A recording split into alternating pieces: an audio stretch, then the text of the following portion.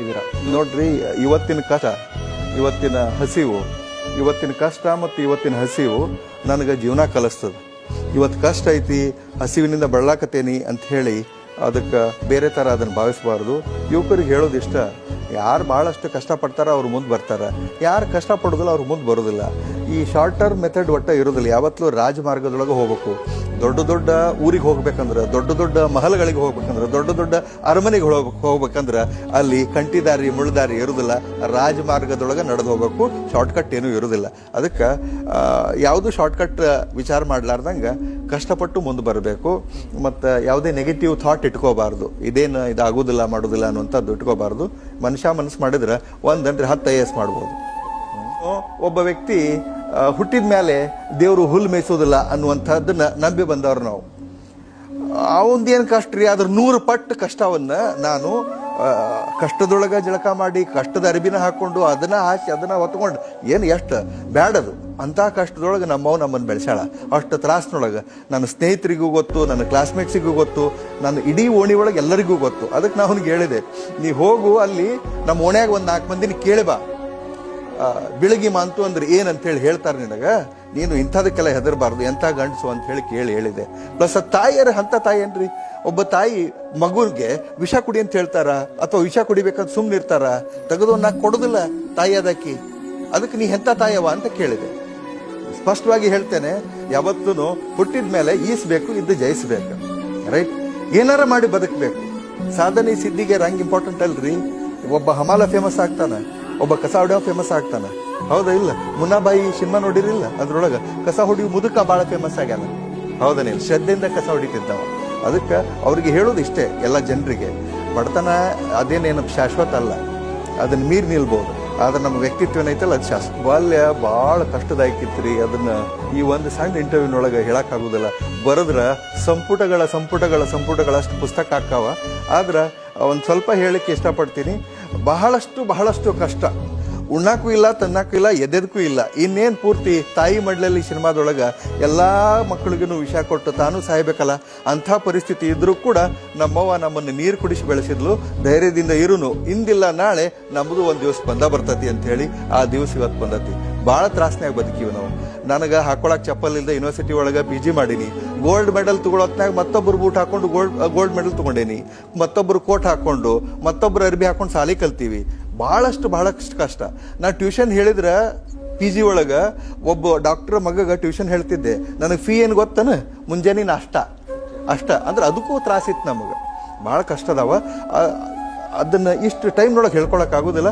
But ಆ ಕಷ್ಟವನ್ನು ನೆನೆಸ್ಕೊಂಡ ನಾವು ದಿನಾಲೂ ಊಟ ಮಾಡ್ತೀವಿ. ಇವತ್ತು DC ಬಂಗ್ಲೆದೊಳಗೆ ನಮ್ಮವ್ವ ನಾನು ಡೈನಿಂಗ್ ಟೇಬಲ್ ಮೇಲೆ ಕುಂತು ಉಣ್ಬೇಕಂತಂದ್ರೆ ನಾವು ಪ್ರತಿಯೊಂದೂ ಖಾರ ರೊಟ್ಟಿ, ಎಣ್ಣೆ ತಿಂದದ್ದು, ಉಪವಾಸ ಮಲ್ಕೊಂಡದ್ದು, ನೀರು ಕುಡಿದು ಮಲ್ಕೊಂಡದ್ದು, ಅದನ್ನ ನೆನೆಸಿ ಉಣ್ತೀವಿ.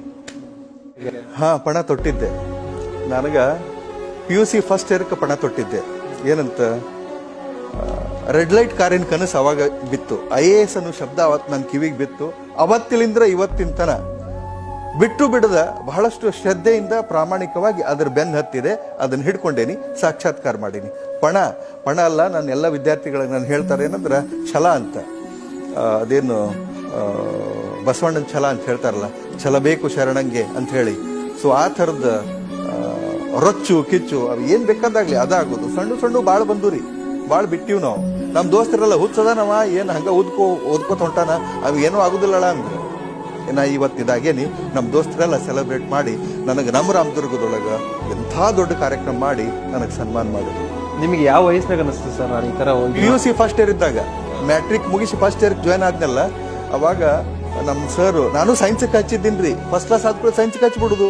ನಾನು ಹಚ್ಚಿದ್ನಿ. ಫೀ ತುಂಬಕ್ಕಾಗಲಿಲ್ಲ. ಬರೀ 260 ರೂಪಾಯಿ ಇತ್ತು, 65 ರೂಪಾಯಿ ಫೀ ತುಂಬಕ್ಕಾಗಲಿಲ್ಲ. 1-2 ತಿಂಗಳು ಸಾಲಿಗೆ ಹೋಗಿ ಆಮೇಲೆ ಫೀ ತುಂಬಲಿಲ್ಲ ಅಂದ್ರೆ ಬಿಟ್ಟು ಬಿಡು ಅಂತಂದ್ರು. ನಮ್ಮ ಮನ್ಯಾಗ ಜಗಳ ತೆಗೆದಿ ಕೊಡ್ರಿ ಅಂತೇಳಿ. ಎಲ್ಲಿಂದ ಕೊಡ್ತಾರೆ? ಸಾಲಿನ ಬಿಟ್ಟು ಬಿಡ್ನಿ ಅಂದ್ರೆ ಅವರು. ಅದಕ್ಕೆ ಆರ್ಟ್ಸಿಗೆ ಹಚ್ಚು, ಫೀ ಕಡಿಮೆ ಐತಿ ಅಂತ. ಮುಂದೇನಾರ ಒಳ್ಳೇದಾಕತ್ತೆ ಅಂತಲ್ಲ. ಕಾಲೇಜಿಗೆ ಹೋಗ್ಬೇಕು ಅನ್ನೋ ಆಸೆ ಇದ್ರೆ, ಚಟ ಇದ್ರೆ ಹೋಗು, ಆದ್ರೆ ಆರ್ಟ್ಸಿಗೆ ಹಚ್ಚು, 30 ರೂಪಾಯಿ ಐತೆ ಅಲ್ಲಿ ಅಂತ. ಸೊ 30 ರೂಪಾಯಿ ಫೀ ಕೊಟ್ಟು ಅಲ್ಲಿ ಸಾಲಿಗೆ ಹಚ್ಚಾರ. ನನ್ನ ಹೋದ್ನಿ. ಅಲ್ಲಿ ನಾನು ಸ್ವಲ್ಪ ಕ್ಷಣೆ ಇದ್ದೀನಿ ಅಂತ ಮ್ಯಾಟ್ರಿಕ್ ಕನ್ಸಿತ್ತು ಲಾಸ್ಟಿಗೆ. ಅಲ್ಲ ಮ್ಯಾಟ್ರಿಕ್ದೊಂದು ಬಹಳ ದೊಡ್ಡ ಕಥೆ ಅದ, ಅದು ಸಪರೇಟ್ ಒಂದು ಎಪಿಸೋಡ್ ಹಾಕೈತಿ ಹೇಳಿದ್ರು 1 ತಾಸಿಂದ, ಅದನ್ನ ಹೇಳಲ್ಲ ಇಲ್ಲಿ. ಇಲ್ಲ, ಅಲ್ಲಿ ಮ್ಯಾಟ್ರಿಕ್ನೊಳಗ ನನಗೆ ಆಕ್ಚುಲಿ 1ನೇ ತಲಿಂತ್ರ 9ನೇ ತನ ನಾನು ಒಟ್ಟ ಪಾಸ್ ಆಗಿದ್ದಿಲ್ಲ, ನನ್ನನ್ನು ಬರೀ ಪಾಸ್ ಮಾಡ್ತಿದ್ರು. ಅಷ್ಟು ದಡ್ಡ ಇದ್ದೆ, ಮತ್ತು ನಾ ದಡ್ಡ ಅಂತ ಒಪ್ಕೊಂಡಿದ್ದೆ. ಆದ್ರೆ ಒಂದು ಇವೆಂಟ್ನೊಳಗೆ ನಮ್ಮ ಎಲ್ಲ ಸ್ನೇಹಿತರು ಒಂದ್ಸಲ 6 ತಿಂಗಳ ಪರೀಕ್ಷೆ ಸಮೀಪ ಬಂದಾಗ ನೀ ಎಷ್ಟು ತಾಸು ಓದ್ತಿಲೆ ನಿಂದು ಎಷ್ಟಲೆ ಅಂತ ಚರ್ಚೆ ಮಾಡಾಕತ್ತಿದ್ವಿ ನಾವು. ಅವಾಗ ಒಬ್ಬ 12 ತಾಸಂದ, ಒಬ್ಬ 16 ತಾಸಂದ, ಹಿಂಗೆ ಎಲ್ಲರೂ ಹೇಳ್ಕೊತ ಒಬ್ಬೊಬ್ರು ಒಂದೊಂದು ಹೇಳಾಕತ್ತಿದ್ರ. ಒಬ್ಬ ಕೇಳಿ ನಿನ್ಲೆ ಅಂತ ನಾನು ಕೇಳ್ದ. ನಾನು ಒಂದು 8 ತಾಸು ಹೇಳ್ಬೇಕಂತ ಆಸೆ ಇತ್ತು. ನಾನು ಬಾಯಿ ಬಿಡ್ಕೊಡ್ದ, ಅವೆಲ್ಲೇ ಬರೀ ಗುಂಡ ಆಡ್ತಾನ, ಚಾಪ ಆಡ್ತಾನ, ಒಟ್ಟ ಆಡ್ತಾನ, ಉಡಾಳ್ಗಿರಿ ಮಾಡ್ತಾನ, ಅವಾಗ ಅಭ್ಯಾಸ ಮಾಡ್ತಾನ ಅಂತೇಳಿ ಅವ ಅಂದ. ಅನ್ನೋರೊಳಗೆ ಎಲ್ಲ ದೋಸ್ತರು ಹೋ ಅಂತ ನಕ್ಬಿಟ್ರು. ಅವತ್ತ ನನಗೆ ಹೃದಯಕ್ಕೆ ಇಂಜೆಕ್ಷನ್ ಮಾಡಿದಂಗಲ್ಲ, ಚೂರಿ ಹಾಕಿದಂಗೆ, ದೊಡ್ಡ ಹಾರಿ ಹಾಕಿದಂಗೆ, ಅಷ್ಟು ಕೆಟ್ಟ ಇದು ಇನ್ಸಲ್ಟ್ ಆಯ್ತು. ಭಾಳ ಅಂದ್ರೆ ಭಾಳ ಮನ್ಸಿಗೆ ಹಚ್ಕೊಂಡು ಅವತ್ತು ರಾತ್ರಿ ಎಲ್ಲ ಊಟನ ಮಾಡಲಿಲ್ಲ. ಏನಾಗೈತಿ ಅಂತ ನಮಗೆ ಕೇಳಿಳು, ಎಲ್ಲರೂ ಕೇಳಿದ್ರು, ಏನು ಹೇಳಿಲ್ಲ.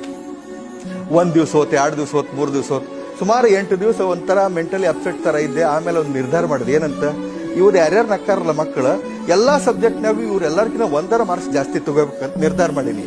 ಒಮ್ಮೆ ಪಾಸ್ ಆಗಲ್ದವ, ಪಾಸ್ ಮಾಡೋದು ಬೇರೆ, ಪಾಸ್ ಆಗೋದು ಬೇರೆ. I was passed. ಸೊ ಅವತ್ತು ನಿರ್ಧಾರ ಮಾಡಿ ಯಾರು ನನ್ನ ನೋಡಿ ನಕ್ಕಿದ್ರಲ್ಲ, ಯಾರು ನಮ್ಮ ದೋಸ್ತರು ಇದ್ರಲ್ಲ, ಅವ್ರ ಕಡೆನ ಕೋಚಿಂಗ್ ತೊಗೊಂಡು ಅವ್ರದ ಬುಕ್ಸ್, ಗೈಡ್ಸ್, ನೋಟ್ಸ್ ಇಸ್ಕೊಂಡು ಒಂದೊಂದು ಅಭ್ಯಾಸ ಮಾಡ್ಕೊತ. ಇಂಗ್ಲೀಷು ಗಣಿತ ಏನೂ ಬರ್ತಿದ್ದಿಲ್ಲ, 100ಕ್ಕೆ 13 ತೊಗೊಂಡು ಅವ್ನು ಗಣಿತನ. ಸೊ ಅದನ್ನೆಲ್ಲ ಕಲ್ಕೊಂಡು SSLC ಒಳಗೆ ನಾನು ನಿಯರ್ಲಿ 70% ಮಾರ್ಕ್ಸ್ ತೊಗೊಂಡೆ. ಮತ್ತು ವಿಶೇಷ ಏನಂದ್ರೆ ಯಾರ್ಯಾರು ನಕ್ಕಿದ್ರಲ್ಲ ಅವ್ರು ಎಲ್ಲರಿಗಿನ ಎಲ್ಲ ವಿಷಯದೊಳಗೆ 1, 2, 3 ಮಾರ್ಕ್ಸ್ ಜಾಸ್ತಿ ತೊಗೊಂಡೆ, ಎಕ್ಸೆಪ್ಟ್ ಮ್ಯಾಥಮೆಟಿಕ್ಸ್ನೊಳಗೆ ಅವ 96 ಏನೋ ತೊಗೊಂಡ, ನನಗೆ 63 ಬಂದು. 63 ದಾಟದಲ್ಲ ನನಗೆ, ಫೇಲ್ ಆದವಾಗ 13, 63 ಅಲ್ಲೇ. ಸೊ ಮ್ಯಾಟ್ರಿಕ್ನೊಳಗೆ ಅನ್ಸಿತ್ತು ನಾ ಶಾಣೆ ಅದ್ದೀನಿ ಅಂತ. ನಾನು ಸೈನ್ಸಿಗೆ ಹೋದ್ನಿ, ಹಚ್ಚಕ್ಕಾಗಲಿಲ್ಲ, ಆರ್ಟ್ಸ್ಗೆ ಹಚ್ಚಿದ್ರು. ಅಲ್ಲಿ ಸೋಷಿಯಾಲಜಿ ಮಾಸ್ತರ್ ಒಬ್ರು ಇದ್ರು, ನಾರಾಯಣ್ಕರ್ ಸರ್ ಅಂತ ಹೇಳಿ. ಅವರು ಇಂಪಾರ್ಟೆನ್ಸ್ ಆಫ್ ಸ್ಟಡಿಂಗ್ ಸೋಷಿಯಾಲಜಿ ಅಂತ ಹೇಳಿದ್ರು. ಅದ್ರೊಳಗೆ ಒಂದು ಪಾಯಿಂಟ್ ಏನಂದ್ರೆ, ಈ ಸೋಷಿಯಾಲಜಿ ಅಭ್ಯಾಸ ಮಾಡಿದವರು ಮುಂದೆ IAS ಪರೀಕ್ಷೆ ಕುಂದ್ರಬಹುದು ಅಂದ್ರು. IAS ಅಂದ್ರೆ ಏನು? ಅಲ್ಲಿವರೆಗೆ ನಾನು ಒಂದು ಲೆಕ್ಚರ್ ಆಗಿದ್ರೆ ಅಥವಾ ಒಂದು ಟೀಚರ್ ಆದ್ರೆ ಸಾಕಪ್ಪ ಅನ್ಕೊಂಡಿದ್ದೆ. ಈ IAS ಅಂದ್ರೆ ಏನು ಅಂತ ಹೋಗಿ ಕೇಳಿದೆ. IAS ಅಂದ್ರೆ ಹಿಂಗಿರ್ತತಿ, IAS ಆದವರು DC ಆಗ್ತಾರೆ. DC ಅಂದ್ರೆ ಏನು? ಓ ಹಿಂಗೆ. ನಾವು ಒಂದು ಊರು ಬಿಟ್ಟು ಹೊರಗೆ ಹೋದವಲ್ಲ, ನಾನು ರಾಮದುರ್ಗ ಹೊಸ್ಲಾ ಮೆಟ್ಟಿ ಹೊರಗೆ ಹೋದವಲ್ಲ. ಹೌದಲ್ಲ, ಭಾರಿ ಎತ್ತು ಇದು ಆದ್ರೆ ಚಲೋ ಆಕತಿ ಅಂತ ಹೇಳಿ. ಯಾಕಂದ್ರೆ ಬಹಳಷ್ಟು ಕಿತ್ತುತ್ತಿನೋ ಬಡತನ, ಬಹಳಷ್ಟು ಅವಹೇಳನ, ನಮ್ಮ ಬಡತನಕ್ಕೆ ನಾವು ಮಾಡಿಸ್ಕೊಂಡು ಅವಮಾನ ಮತ್ತೊಂದು ಇಷ್ಟ ಐತಲ್ಲ, ಅದು ಜಗತ್ತಿನೊಳಗೆ ದಯವಿಟ್ಟು ಯಾರಿಗೂ ಆಗಬಾರ್ದು. ಆ ಭಗವಂತನೊಳಗೆ ಪ್ರಾರ್ಥನೆ ಮಾಡ್ಕೋತೀವಿ ನಾವು. ನಮ್ಮ ಅಣ್ತಂಬರು, ಸಮಾಜದವರು, ಅವರು ಇವರು ಬಂಧುಗಳು ಭಾಳ ಇನ್ಸಲ್ಟ್ ಮಾಡ್ಯಾರ, ನಮ್ಮ ಬಡತನನ ಅವಹೇಳನ ಭಾಳಷ್ಟು ಮಾಡ್ಯಾರ. ಈಗ ಎಲ್ಲರೂ ಹೇಳ್ತಾರೆ, ನಮ್ಮ ಕಾಕಾವ, ನಮ್ಮ ಇವಾವ ಅಂತ ಭಾಳಷ್ಟು ಮಂದಿ ಎಲ್ಲ ಹೇಳ್ತಾರೆ. ಅವಾಗ ಯಾರೂ ಇದ್ದಿಲ್ರಿ, ಭಾಳಷ್ಟು ಇನ್ಸಲ್ಟ್ ಮಾಡಿಸ್ಕೊಂಡೀವಿ, ಉಪವಾಸ ಮಲ್ಕೊಂಡು ಹಂಗೆ ಇದ್ವಿ. ಅದಕ್ಕೆ ಈ ಎಲ್ಲ ಬಡತನಕ್ಕೆ ಬರೋಬ್ಬರಿ ಗೂಟ ಹೊಡೆಯುವಂಗೆ ಒಂದು ಯಾವ್ದಾರು ಉತ್ತರ ಕೊಡ್ಬೇಕಂದ್ರೆ ಇದಾಗಬೇಕು. ಇದಕ್ಕಿಂತ ಬೇರೆ ಯಾವ್ದಾರ ಆದ್ರೆ ಉತ್ತರ ಆಗೋದಿಲ್ಲ. ಹಾಗಂದ್ರೆ ಇದಾಗಬೇಕು ಅಂತ ಹೇಳಿ ಬೆನ್ನು ಹತ್ತಿ ಅಲ್ಲಿಂತ್ರ ಕನಸ್ಕೊಂಡೆ. PUC ಫಸ್ಟ್ ಇಯರ್ ಆಯ್ತು, ಸೆಕೆಂಡ್ ಇಯರ್ ಆಯ್ತು, ಸೆಕೆಂಡ್ ಇಯರ್ಗೆ ಫಸ್ಟ್ ಬಂದೆ. ಫಸ್ಟ್ ಬಂದ ಕೂಡಲೇ ಡಿಗ್ರಿ ಕಾಲೇಜಿಗೆ ಬಂದ್ವಿ. ಡಿಗ್ರಿ ಕಾಲೇಜ್ನೊಳಗೆ ಅಲ್ಲಿ ಕಾಂಪಿಟೇಷನ್ ಮಾಡಿ, ಡಿಗ್ರಿ ಕಾಲೇಜಿನ ನಮ್ಮ ದೋಸ್ತರು ಭಾಳ ಶಾಣ್ಯಾರಿದ್ರು, ಅವ್ರ ಜೊತೆ ಕಾಂಪೀಟ್ ಮಾಡಿ ಅಲ್ಲೂ ಒಂದು ಸ್ವಲ್ಪ ಏನೇನೋ ಮಾಡಿಕೊಂಡು ಒಂದು ಹಂತಕ್ಕೆ ಬಂದ್ವಿ. ಆಮೇಲೆ PGಗೆ ಹೋದ್ವಿ. PG ಒಳಗೂ KCD ಹುಡುಗರು, ಕರ್ನಾಟಕ ಕಾಲೇಜ್ ಧಾರವಾಡದವರು ಭಾಳ ತಮ್ಮನ್ನ ತಾವು ಭಾಳ ಶಾಣ್ಯಾರ ಅಂತ ಹೇಳಿ ಯೂಸ್ವಲಿ ತಿಳ್ಕೊಂಡಿರ್ತಾರೆ ಅವರು. ಆದ್ರೆ ಅಲ್ಲಿ ಜೆಂಡಾ ಹಾರಿಸೋರೆಲ್ಲ ಹಳ್ಳಿ ಹುಡುಗರ. ಸೊ ಅವ್ರ ಜೊತೆನೂ ಕಾಂಪೀಟ್ ಮಾಡಿದ್ವಿ. BA ಗೋಲ್ಡ್ ಮೆಡಲ್ ತೊಗೊಂಡೆ, MA ಗೋಲ್ಡ್ ಮೆಡಲ್ ತೊಗೊಂಡೆ, ರ್ಯಾಂಕ್ ಬಂದ್ವಿ. ಅದಾದ್ಮೇಲೆ ಒಂದು ಕಡೆಗೆ ಲೆಕ್ಚರ್ ಅಂತ ಶುರು ಮಾಡಿದ್ವಿ. ನನ್ನ ಜರ್ನಿ ಭಾಳಷ್ಟು ವಂಡರ್ಫುಲ್ ಜರ್ನಿ, ಅದನ್ನು ಕಂಟಿನ್ಯೂಸ್ ಆಗಿ. ಬಟ್ ಈ ಜರ್ನಿ ಒಳಗೆ ಆ ರೆಡ್ ಲೈಟ್ ಕಾರಿನ ಕನಸು ಒಟ್ಟ ಮರ್ತಿದ್ದಿಲ್ಲ. I tried to come at least 1 inch near that red light car every year. ಪ್ರತಿ ವರ್ಷ ಇಷ್ಟಿಷ್ಟರ ಸಮೀಪ ಬರ್ಕೋತ ಈ ಹಂತಕ್ಕೆ ಬಂದೀನಿ. ಇನ್ನು 15 ವರ್ಷ ಸರ್ವಿಸ್ ಐತಿ. ಆ ಸರ್ವಿಸ್ನೊಳಗೆ ಜನರಿಗೆ ಮತ್ತು ಸಮಾಜಕ್ಕೆ, ಬಂಧು ಬಳಗಕ್ಕೆ, ಯಾರ್ಯಾರಿಗೆ ಏನೇನು ಒಳ್ಳೇದು ಮಾಡ್ಬೇಕಲ್ಲ ಅಷ್ಟೂ ಮಾಡಿ ಹೋಗ್ಬೇಕು ಅಂತ ಖುಷಿ ಅನಿಸ್ತತಿ ಈಗಿನ ಪೊಸಿಷನ್.